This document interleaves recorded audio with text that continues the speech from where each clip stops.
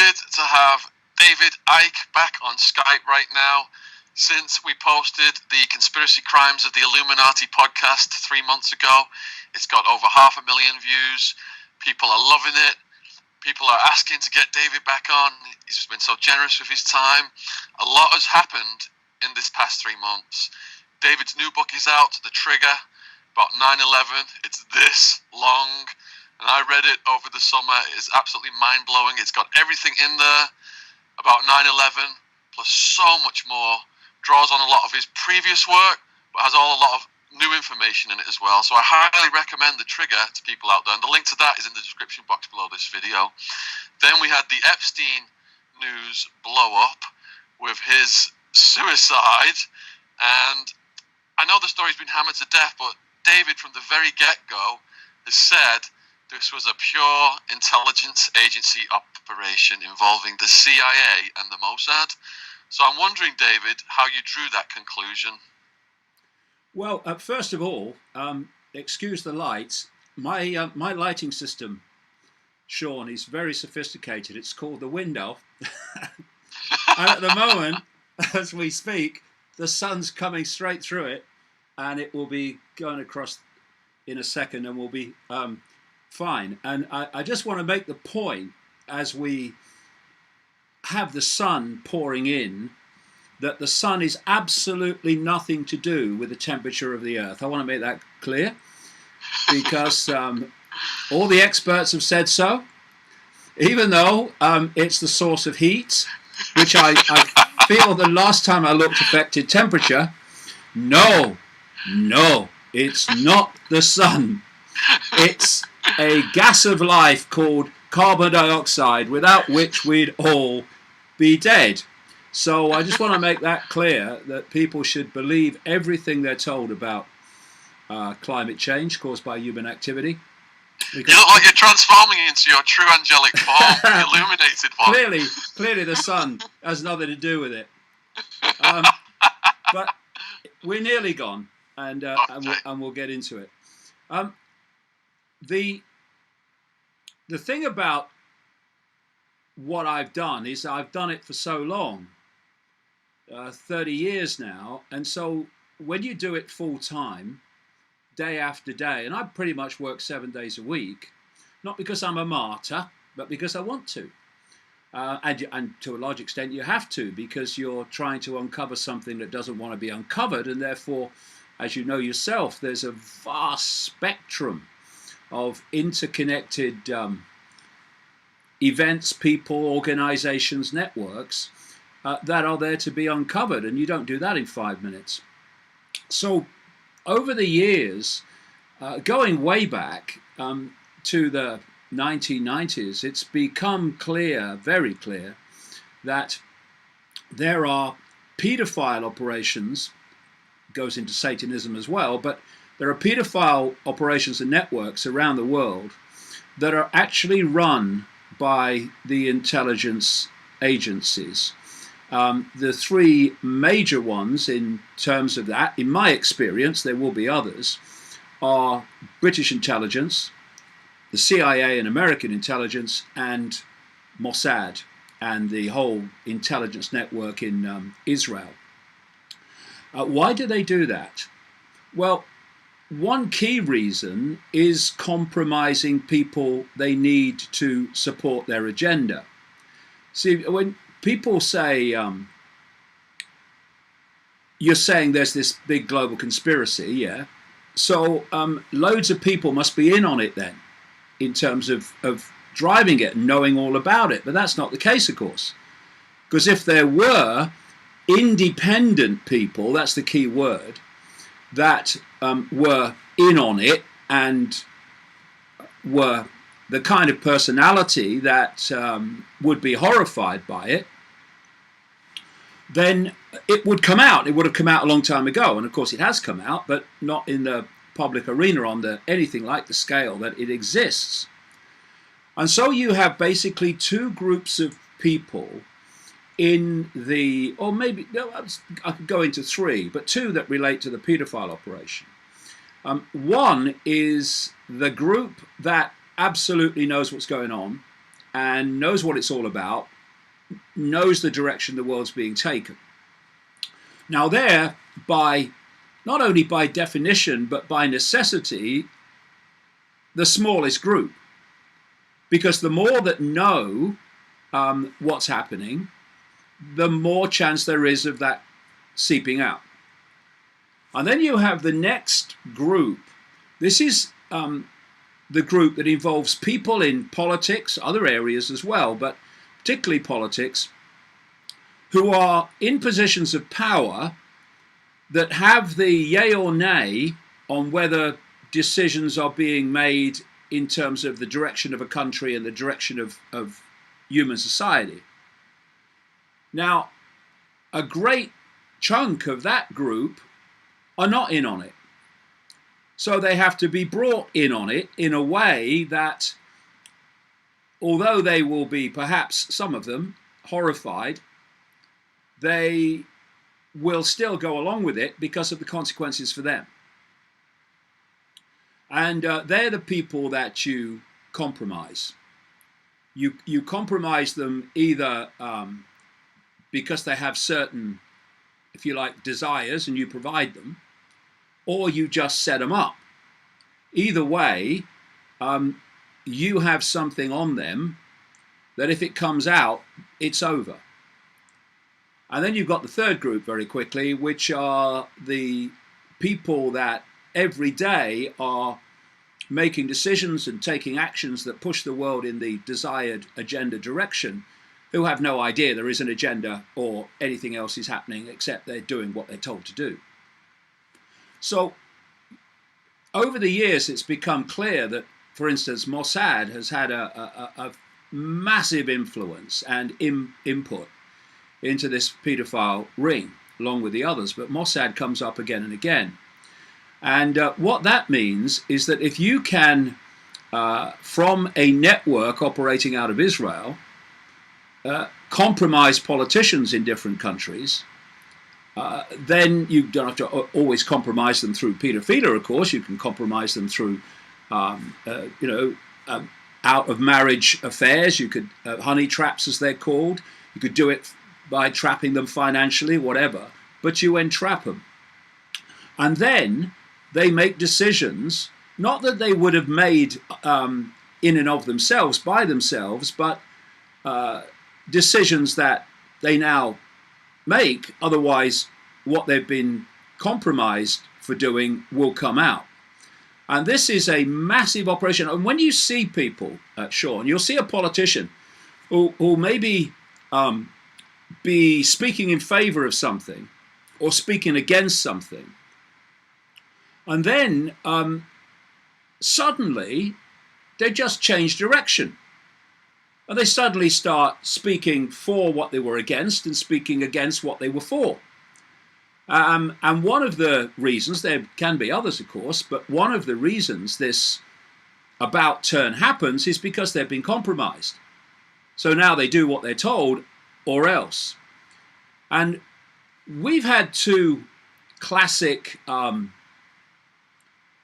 paedophile ring operations that have come to light in recent years. One is Jimmy Savile in Britain, the BBC entertainer who was exposed for this record-breaking paedophilia, but what's not come out is that he was providing children for the rich and famous, and thus they watched his back, the system watched his back. This is why the police knew, we know that, the police knew. If the police knew, then special branch, the elite level of the police knew. If they knew, British intelligence knew. And yet Jimmy Savile ended up being an inner circle bosom buddy of the British royal family from the 1960s, virtually to his death, in terms of Prince Charles to his death. And he was introduced into the royal family in the 1960s by Lord Mountbatten. And of course, I've been saying for years and years and years in the books that Mountbatten was a paedophile, and now very recently there's been a book come out which has been quoting documents from the FBI, which are also talking about the fact that Lord Mountbatten was an alleged paedophile. More than alleged, he was.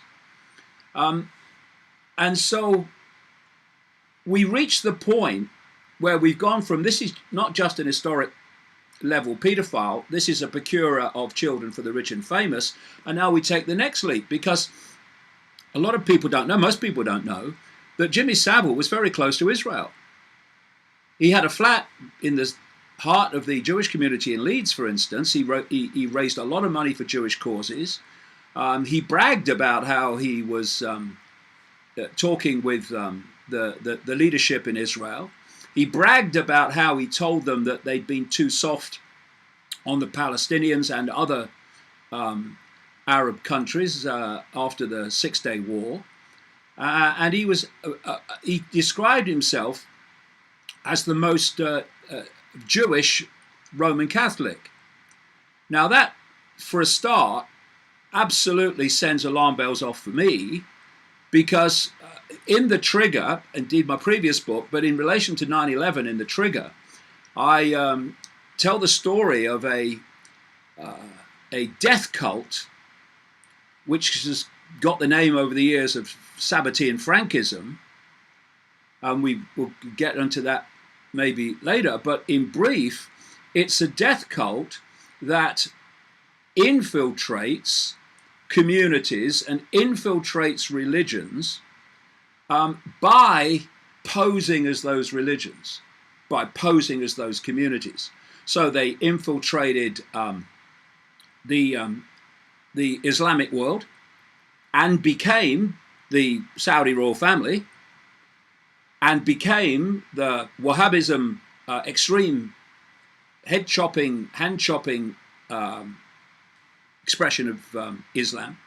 They became Israel by creating the state of Israel while posing as outwardly as being leaders of the Jewish community. They created Christian Zionism in America, etc. And what they do is they infiltrate by posing as. And what you get is a series of people who appeared to be born Jewish, for instance, who then convert to another faith. You look at Karl Marx. Karl Marx basically did that, and Karl Marx's family. And Karl Marx was a front man for this Sabbatean Frankism.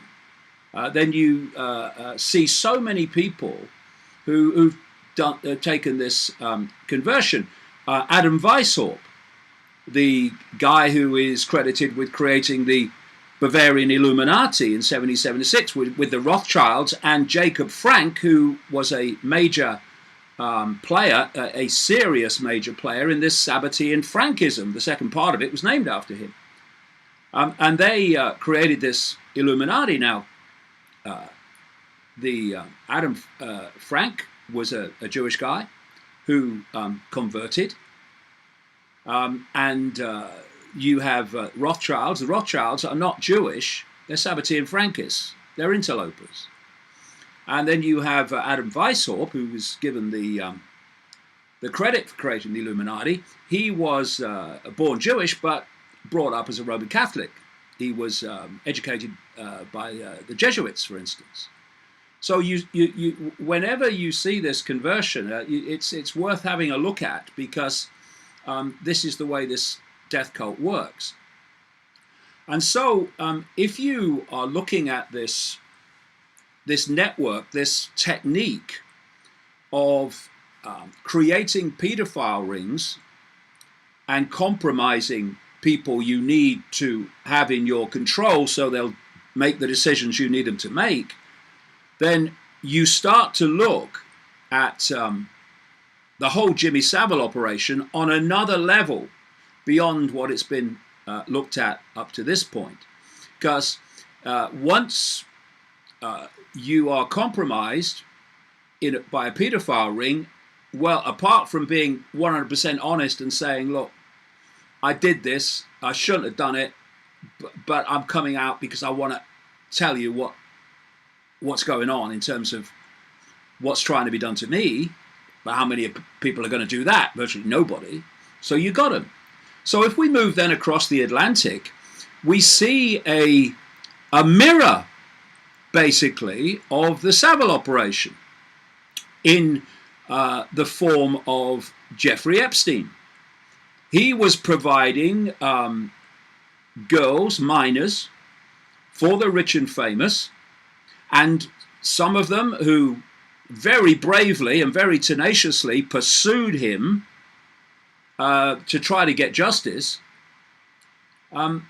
They've talked about the fact that on his island and other properties, there were hidden cameras and microphones.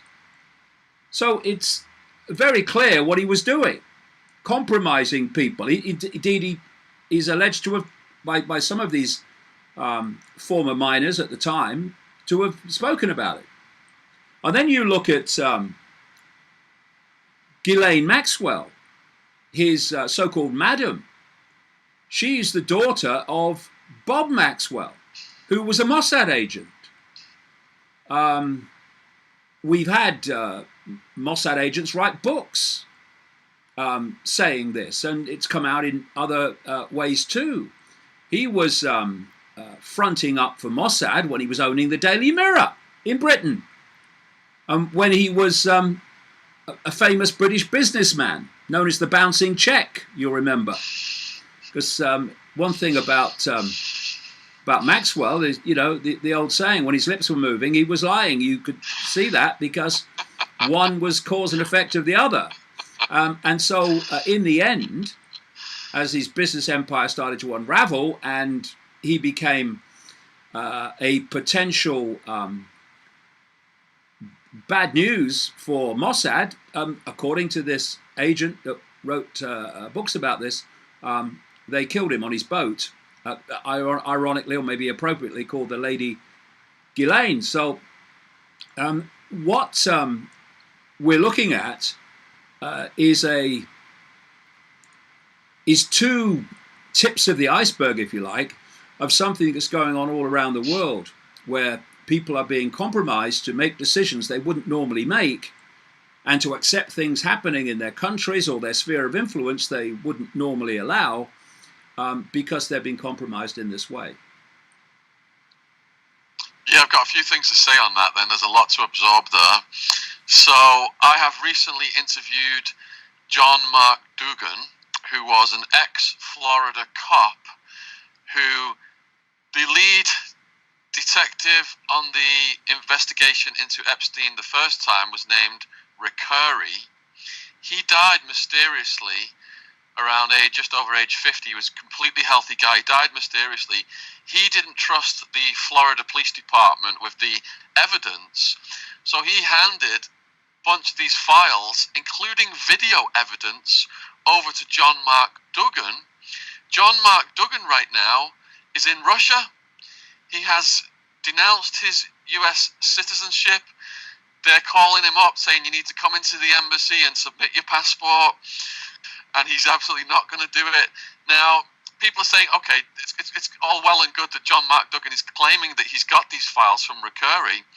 So a guy I've worked with for years, Ron Chesyuk, I think that's how you pronounce his name, who writes about Escobar and the Colombian cocaine cartels, he was in Russia, so he went and met with John, who's got the files, and there's thousands of files, and they watched a tiny little fraction of the videotape evidence, and they had to turn it off because they saw orgies at Epstein's place with what looked like underage girls and faces they were starting to recognize. They only watched a minuscule fraction of what are on these files, so that corroborates what you said.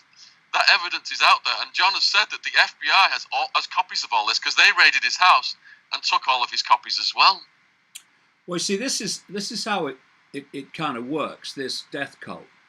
It infiltrates, and outwardly it appears to be what it has infiltrated. And it's infiltrated the FBI, it's infiltrated the CIA, it's infiltrated the Pentagon. All these came together for 9/11, of course. It's infiltrated the administration of the American government. It's infiltrated the authorities and the government networks in Britain, in France, in Germany. It's all over the place. And therefore, through these compartmentalized pyramid groupings, like the FBI is a compartmentalized pyramid, the CIA is a compartmentalized pyramid. And in the trigger, I quote a number of FBI agents who were complaining that they were stopped from investigating aspects of 9/11 before it happened, as well as after. And they were, just to show how this compartmentalization works, they were bemused at why the hierarchy of the FBI, for instance, would stop them investigating something that clearly needed investigating. But this is how it works through compartmentalization. So you've got the situation with the Kennedy assassination, and the district attorney, Jim Garrison, who was the only person to bring anyone to court for the Kennedy assassination, a guy called Clay Shaw, and the case didn't finish as it should because of the amazing kind of constant theme of people dying who were on the list of potential witnesses. So the usual thing. I remember watching a video it was about Jim Garrison, and because the movie JFK was all about that, but this was the real Jim Garrison talking about the real events that he experienced.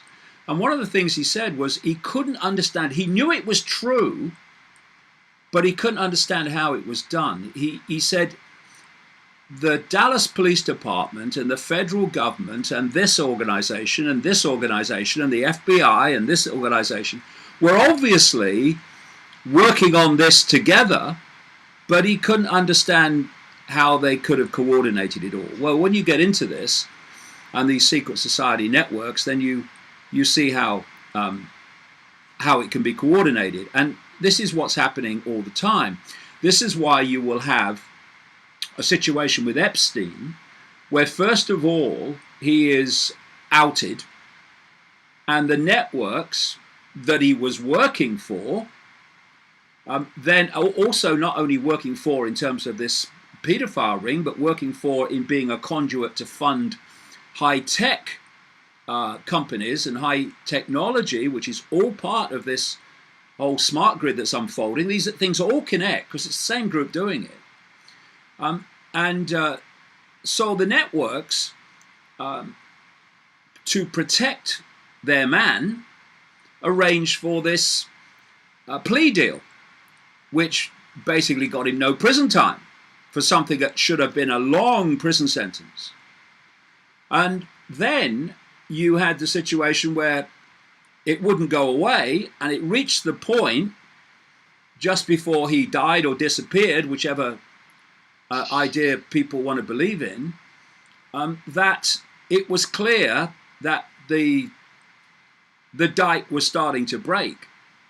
And so the same networks that protected him then arranged that he would not end up in court where anything could come out. You also see the situation where the FBI raid his island only after he basically died. What? Why aren't you on that island after case number 1, the plea deal? No, because these secret society networks, in the end, this death cult,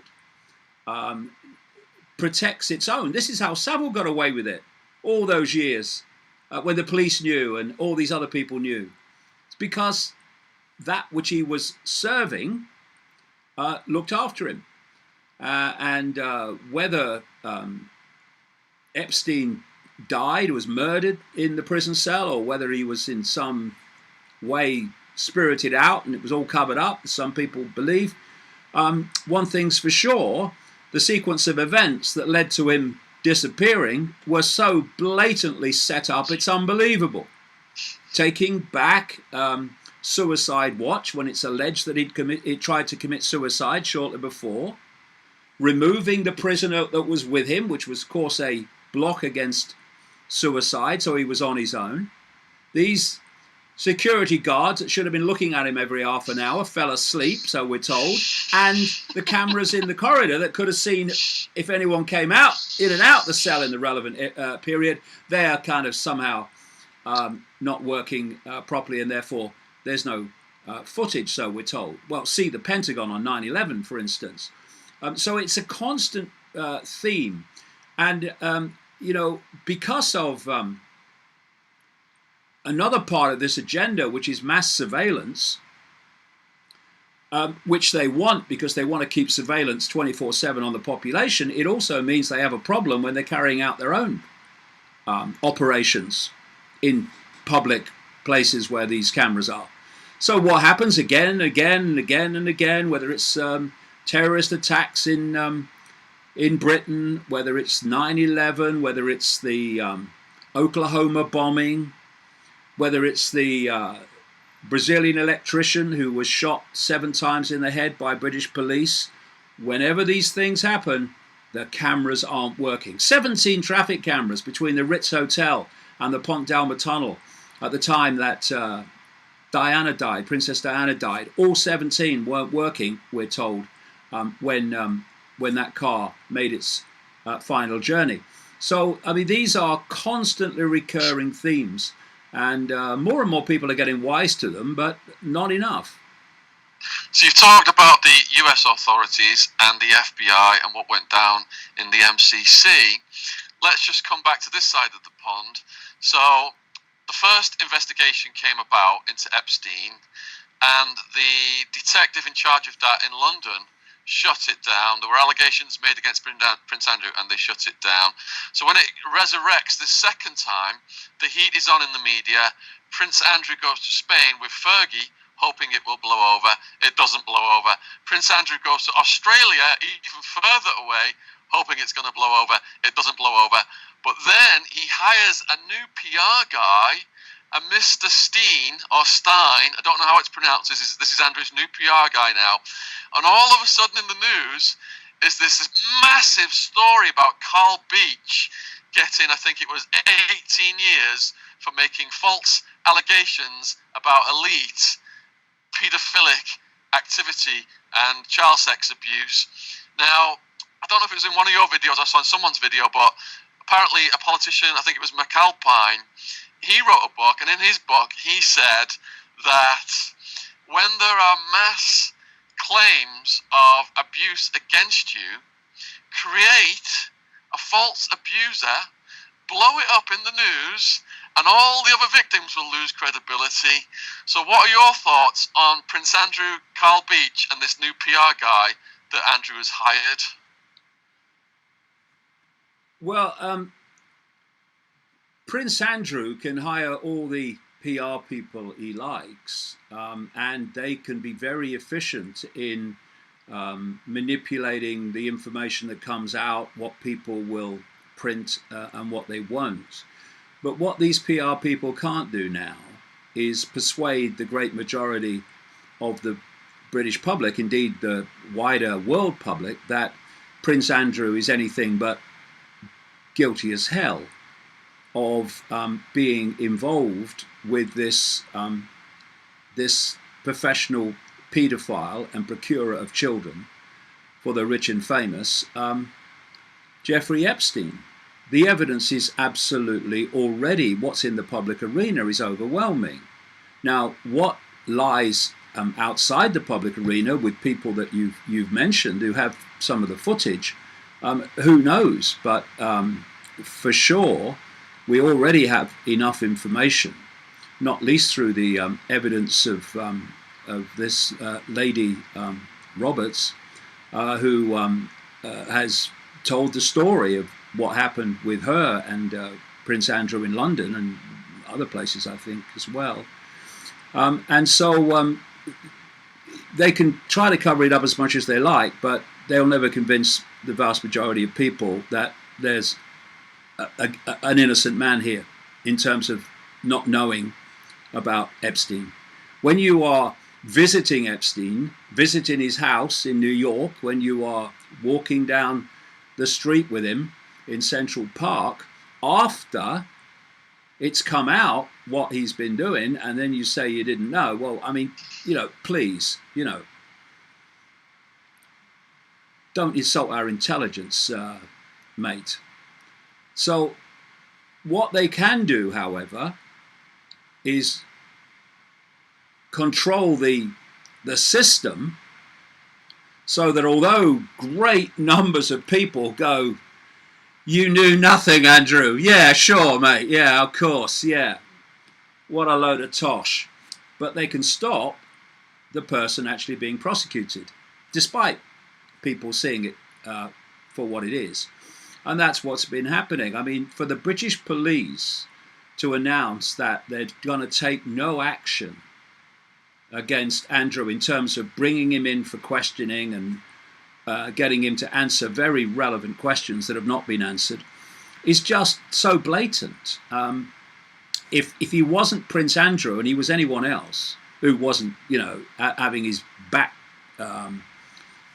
protected, then he would have been down the police station with a long list of questions to answer a long, long time ago.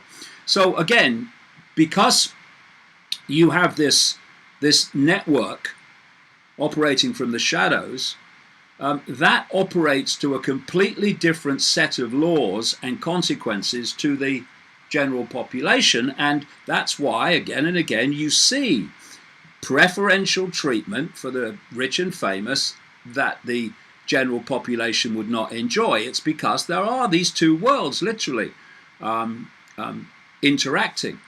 And in terms of Coral Beach, well, for me, that was the most blatant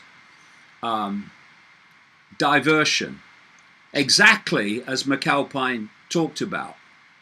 Of course, I called McAlpine out as a paedophile in a book called The Biggest Secret in the 1990s.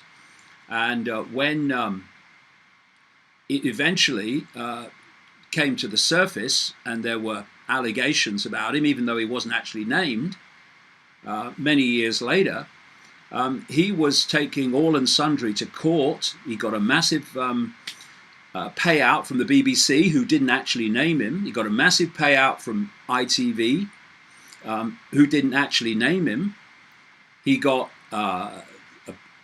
he took the speaker's wife to court, and this George Monbiot guy, who they tell me is a journalist, I always laugh when they tell me that, on The Guardian, and others. And at the same time, I was saying again, the guy's a paedophile. But he never came for me. And he never came for me in the 1990s either, when I was also naming Ted Heath, who didn't come for me when he was still in Parliament. Because Heath was having children provided by Jimmy Savile, their big connection. So McAlpine was absolutely part of this and understood, therefore, the techniques of suppressing it. And what you were just describing there, Sean, that he said, was that if it gets to the point where it's serious, then basically you create not just a diversion, but you create a situation which discredits or seeks to discredit the whole thing. And we've seen exactly that. I was first told about the Westminster paedophile ring operating in the Thatcher administration, including people like Leon Britton and Lord McAlpine and others, back in the 1990s. That's why the end of the 1990s, 97, 98, I published that in the book, The Biggest Secret, because I had enough information to cross my line to say I'm going with this. And I was told about Heath in the 1990s to the point where it crossed my line. And then later, of course, it all starts to come out. Leon Britton was under investigation at one point. This is after the Savile's death, when there was this big outcry of paedophiles in the elite paedophile rings. There was Leon Britton. He was investigated by the police. You had the McAlpine story and so on. You have the Heath story, investigation by Wiltshire police. And then, while this is kicking off, and oh, by the way, while this is going on, you had the government, through the then Home Secretary, later Prime Minister Theresa May, being forced, kicking and screaming, to have a inquiry into elite paedophilia and paedophilia in institutional paedophilia. And of course, she named, as Home Secretary, two heads of that inquiry that were so absolutely compromised in terms of connections to the people they were supposed to be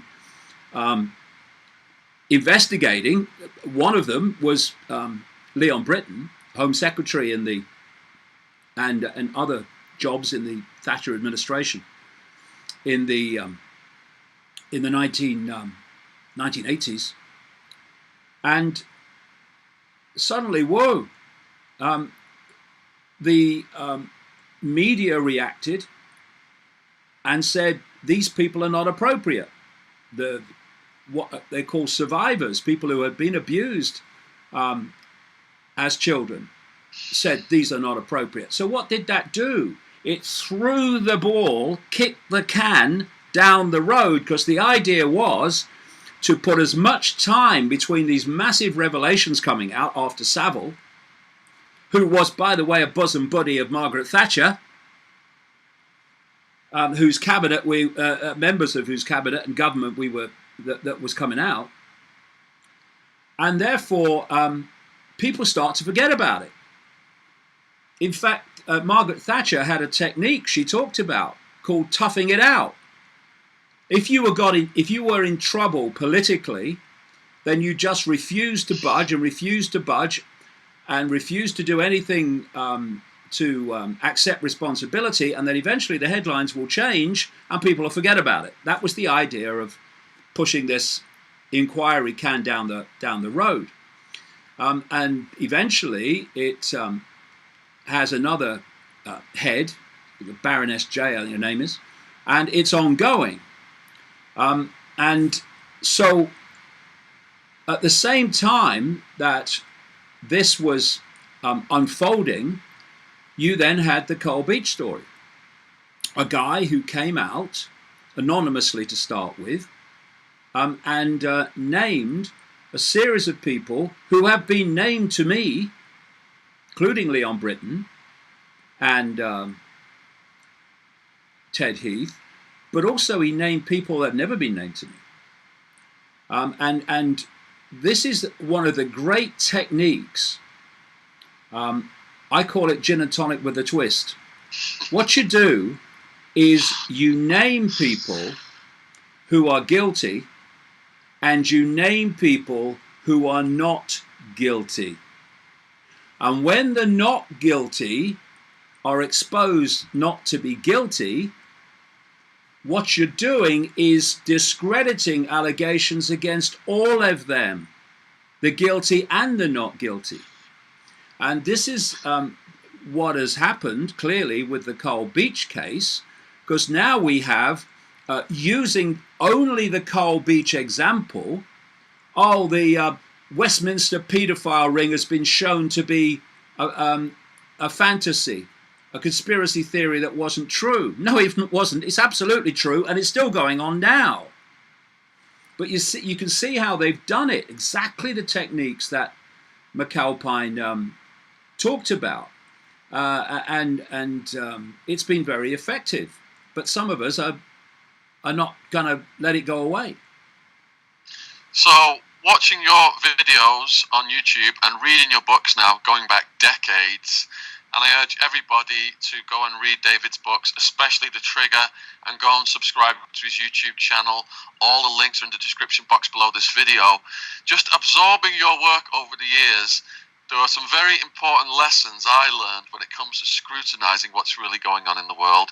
Your biggest one is the problem, reaction, solution. But another one that you've taught me over the years is when a situation happens, such as the death of Epstein, the culprits will often show themselves in the cover-up of the investigation. And we've got this guy, Barr now, William Barr. He is heading the investigation into Epstein's death. What are your thoughts on that? Well, I don't know enough of the background to Barr to make any definitive comment at the moment, but I can talk in the wider way that it works. So often, of course, the people that come out and condemn most loudly and vehemently and either demand an investigation or instigate one are people that want to shut it down. See, it's about getting control. Everything is about control. If you, you look at the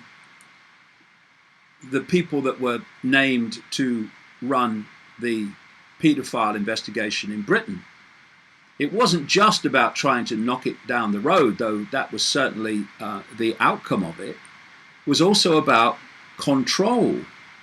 And it comes down to a simple situation that, say you want to build a highway, a motorway, or a freeway, and you know it's going to be very, very controversial because vast numbers of people don't want it built.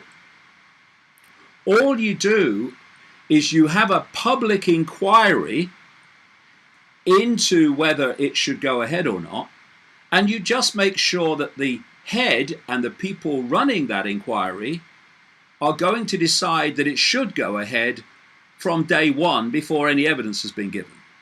If you want a court case to go your way, this is why not every judge has to be compromised, not every judge has to be in on it, but you appoint the judge that you know is going to give you the result you want to oversee the case where you need the result to go your way.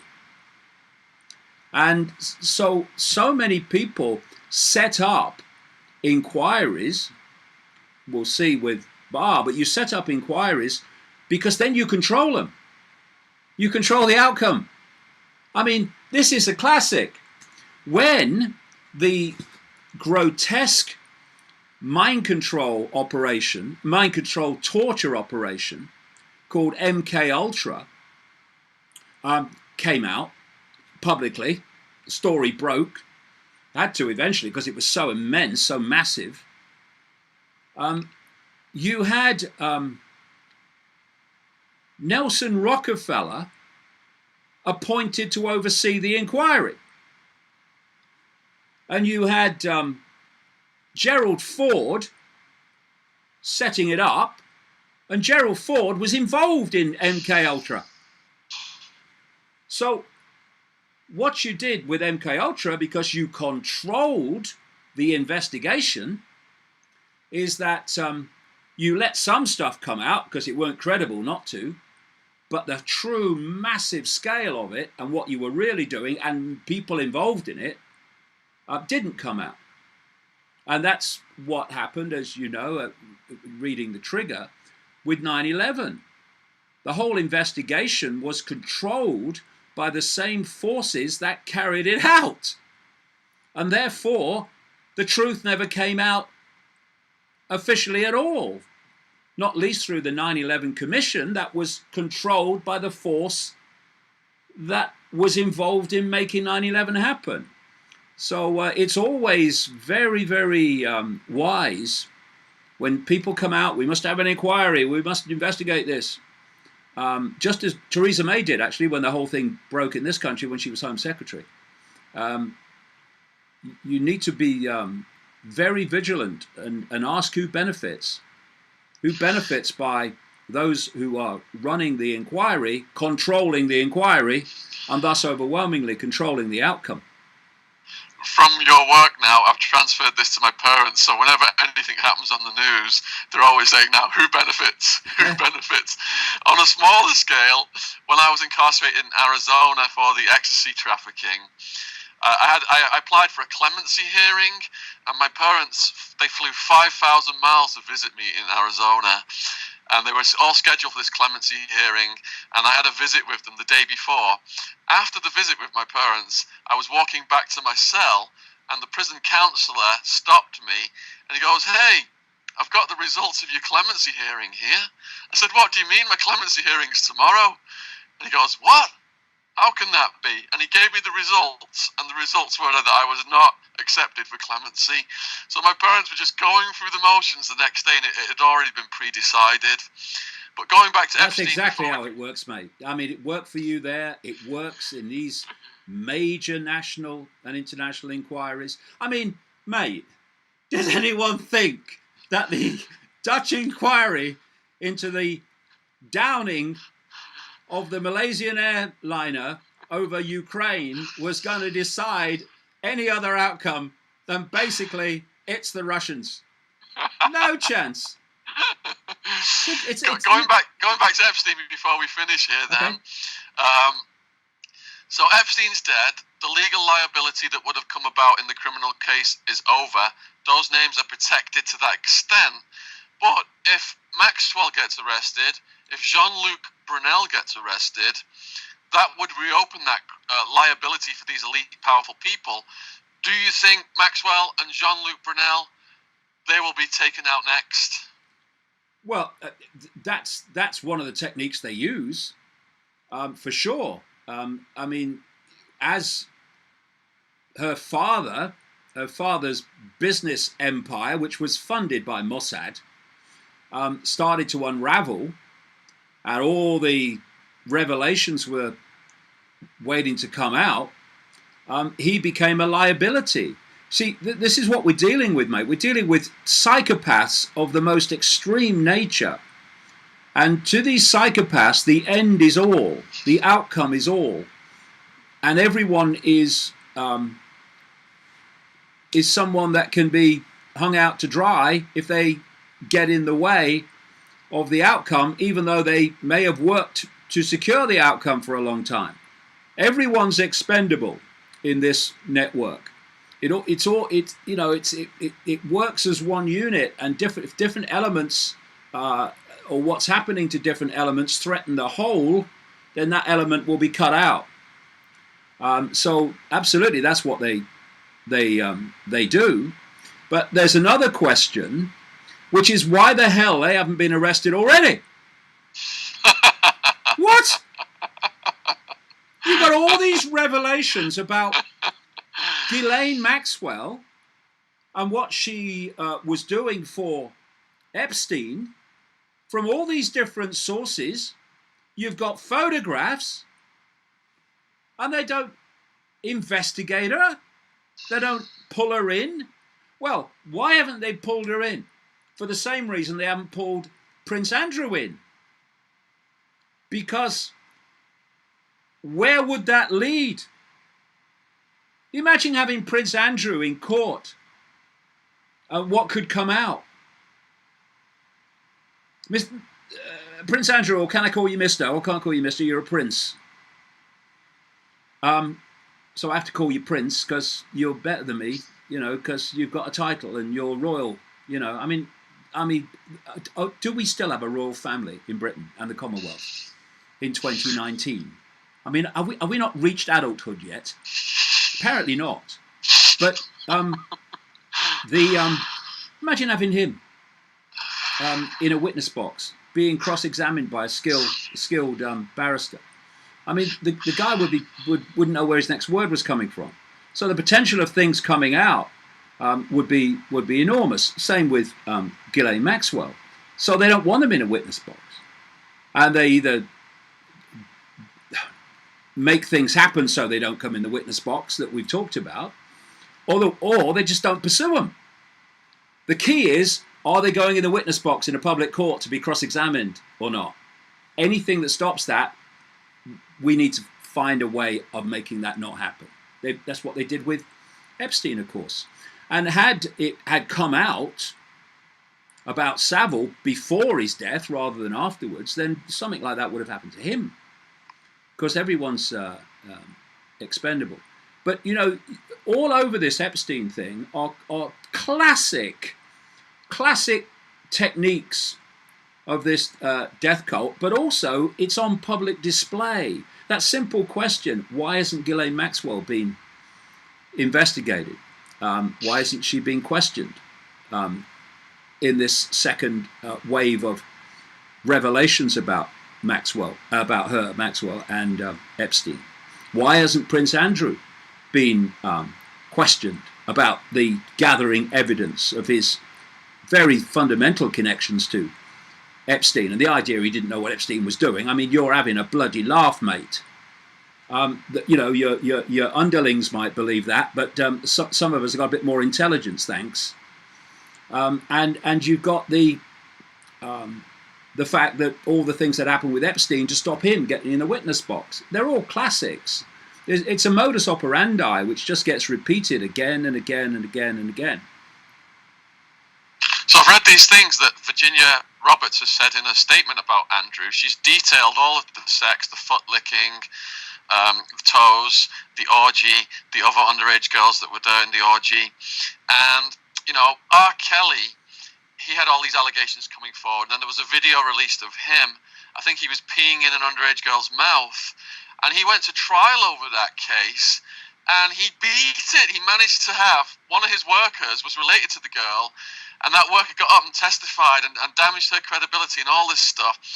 And he managed to beat it. Now, if John Mark Duggan over in Russia, if this vast video evidence has Prince Andrew at one of these sex parties or even having sex with Virginia, if that came out and that incontrovertible evidence existed, do you think there's a chance in hell that Andrew would ever go to prison for that? Well, my instincts say no, of course, but, we shouldn't underestimate the way that increasing swathes of the population are getting more and more streetwise to this. And with that, I hope will come the attitude of, sorry, we're not having this.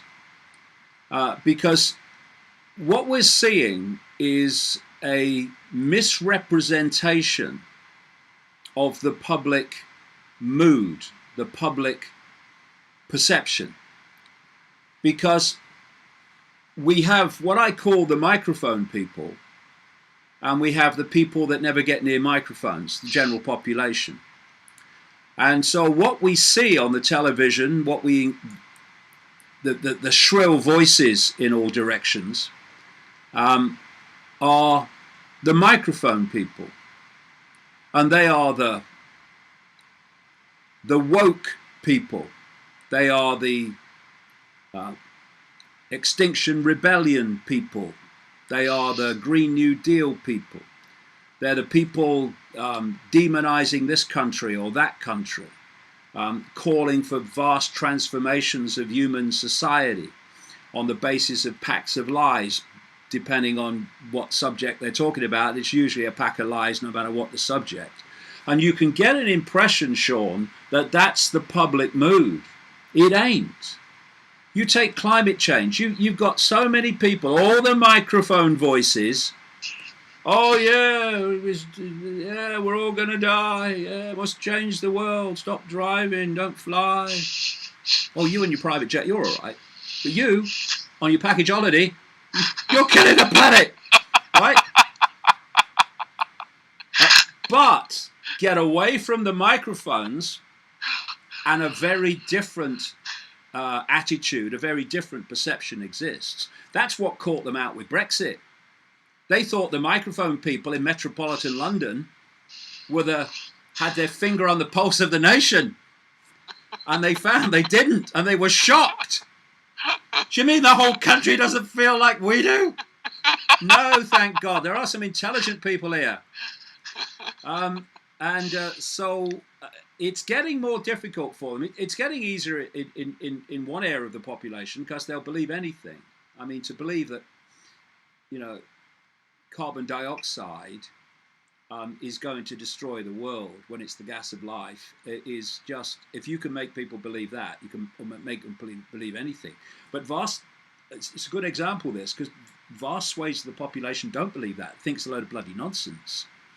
So we shouldn't judge the public mood by the mood of the microphone's shrill voices, because they're not the same. And people stop me in the street all the time talking about what's going on, and it is very encouraging to listen to people in a supermarket aisle or something, giving you an opinion about a situation that is extremely perceptive of what is actually happening, as opposed to what they're told is happening. I don't think it's going to be as easy to get away with what they're doing among the general public in the way that they have up to this point, because I'm old enough to remember when what we call television news was a BBC guy walking up to a government minister and saying, coming off a plane from some overseas visit or something, and saying, "Minister, what would you like to say to the nation?" They were doing that.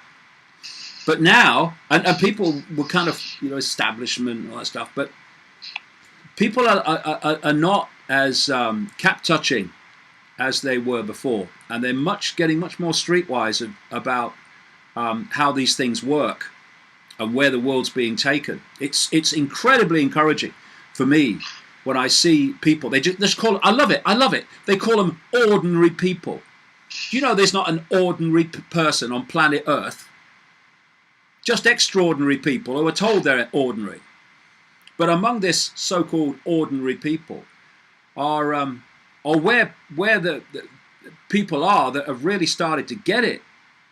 And the shrill voices, the Extinction Rebellions, and all that stuff. That's where they bought the lie, hook, line, and the other thing, and are promoting an agenda which is driven by the very people they think they're opposing. Whereas the general population is getting much more streetwise about all this, and it's very encouraging. I'd like to give a huge shout out to those extraordinary people to read The Trigger. After I read The Trigger, I immediately left a 5-star review on Amazon. David is banned from various countries around the world. His work is shadow banned on various platforms. He's demonetized. If you're out there and you want to support David, you can buy The Trigger. You can leave a review. The review feeds the Amazon algorithm, and then it promotes the book to more people. This book is so big. It's this big. And, I would love to come down there and do a whole podcast on The Trigger review. That'd be good. That'd be good. Because it's two books. It's two books. It's first book, part of the book, is demolishing the official story of 9/11. And the second half of the book tells the story leading up to who actually did it. And so it's two books in between two covers. Well, just in brief right now, David, why should people buy The Trigger? Well, its title alone indicates why I wrote it, because 9/11 was the trigger that began a sequence of events that's still going on today. If you look at all the things that have happened since in terms of regime change and upheavals, violent upheavals in countries, you look at the surveillance, the increasing destruction of privacy of any kind, the constant tracking getting more and more extreme, they all went into overdrive as a result of 9/11. And so it's not surprising, and this is what the book's all about as well. It's not just about 9/11, far from it. That's why you find that the people that are driving today the climate change hoax to justify the centralization of power over every area of our lives, that's driving the smart grid, technological control grid, and all these other things, pushing still wars in different parts of the world. That's the same group, the same death cult that was behind 9/11. And 9/11 was the event that pushed it on. It gave massive momentum to this agenda that it didn't have before. And so to understand who and why this death cult pulled off 9/11 and blamed it on 19 Arab hijackers is to understand who's controlling the world today and to what end. So I'll put the links to both of our books in the description box below this video. Your work has inspired my work. I wrote American Made about the CIA cocaine pilot Barry Seal. I've got a new book coming out for Christmas. It was called We Are Being Lied to, The War on Drugs. But with everything that's going on, I've changed it now to the title is going to be Clinton, Bush and CIA Conspiracies from the Boys on the Tracks to Jeffrey Epstein. Yeah. So, yeah. How long is this Clinton death count going to, our body count going to get before either they leave this world or someone susses what's going on? At the top of the cover, it's going to have hashtag Clinton body count. Unbelievable. It's unbelievable. I wrote a book, mate, which I wrote in 94. It came out in 95 called And the Truth Will Set You Free. And I was writing about the Clinton body count then. And look what's happened since. It is absolutely endless. Can I just say one thing? Yes. Something my son has put together, and I think it's very important. On November the 5th, we're launching something called the Iconic Media Platform. And it's basically a way that we've got about 300 hours of material already. All the stuff that I've done over the years will be on it, but a hell of a lot of other stuff. In fact, I'm going on to the mainland from here, the Isle of Wight, tomorrow to record a 10 program series for it, and we've got documentaries and we've got so many really cutting edge people that are contributing to it, and it's launched on November the 5th. You can find details about it on davidicke.com. And the reason we've done it is because, you can't just sit around and wait for the Silicon Valley mafia, which is controlled by this same death cult. I go into all that in the trigger, with Israel's massive connection into it. You can't just sit around and wait for them to just totalitarian tiptoe censor more and more and more and more. We've got to create something which will allow this information, at the cutting edge of the information, to continue to be available. And that's the idea of the Iconic platform, where the only censorship is going to be, can you support what you're saying with facts? If you can, you're on. So David also did a video that's going viral on the True Geordie podcast. True Geordie, great guys. They've got almost 2 million subscribers on YouTube. I'm going to put the link to that in the description box below this video. Are you all right to just say how your experience was with the True Geordie? Yeah, it was a good laugh, and as well as being a great vehicle for getting across a lot of information. And you see, this is how it's changing, and in many ways that kind of relates to what I said a few minutes ago. We have gone, and this is what they're now trying to shut down. We've gone from Minister, what would you like to say to the nation? And everybody's sitting there, go, what's the minister going to say? To actually the population becoming its own journalism, becoming its own media, asking its own questions, doing its own thing. And that's why they're desperately trying to shut it down. So things like the Geordie podcast and yours and all these others that are going on are incredible. Funnily enough, my brother sent me a newspaper article today in the Leicester Mercury newspaper. And it was on their website, where I saw it. And it includes a picture of this group of mothers and little children, about, infant school, literally, in 1957, walking down this muddy track, which later became a road sometime later. And the article was pointing out that the little boy with the school cap holding his mum's hand were me. And that was in 1957. And when I look at the world that I was born into, and the world I see today, it's almost a different planet. And it's a different planet in two ways, one good and other one not so good. The not so good is that the control system, which has always been there, but has now got much more technologically sophisticated with AI, and becomes a threat in the totality of human freedom. But on the other side, people are now, the streetwise people, the non-microphone people, are now much more aware of the world in terms of how it works, and they are much more or much less cap touching to the establishment and their perceived betters. When I was a kid, you were brought up to respect your betters, and I thought as a kid, well, I'm not having that. If people want my respect, then they'll earn it. They ain't getting it for free, no matter what they do, just because they're old or just because they've got a title.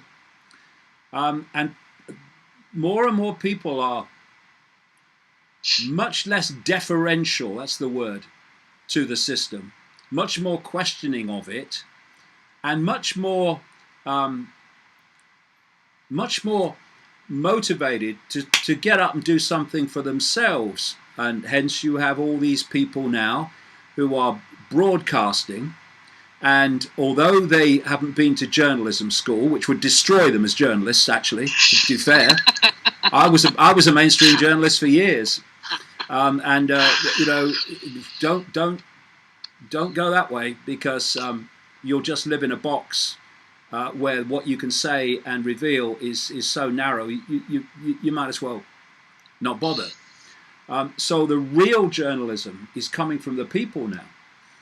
And the Geordie podcast is part of it, because they'll have people on and they'll ask them questions, and information is then imparted to the audience, and it's information that you will not get in the mainstream. And so the mainstream is desperately now trying to hold on to its audience. Why is it losing audience? Because this part of the population, the non-shrill voices on the microphone, is getting more and more streetwise about the media, and thus finding its information from other sources. And there's lots of bad things going on. There really are. And this thing moves on. But there's lots of really good things going on. And eventually, we'll get to a tipping point. I got a message this morning from someone. They said, I used to watch Sky News in the morning for the news. Now I'm watching your Epstein clips instead of watching Stein News to get what's really going on. And I'd just like to say to all those people hounding me to get David back on the podcast, when I finish this recording, I'll discuss that with David and see if we can get a date on the calendar.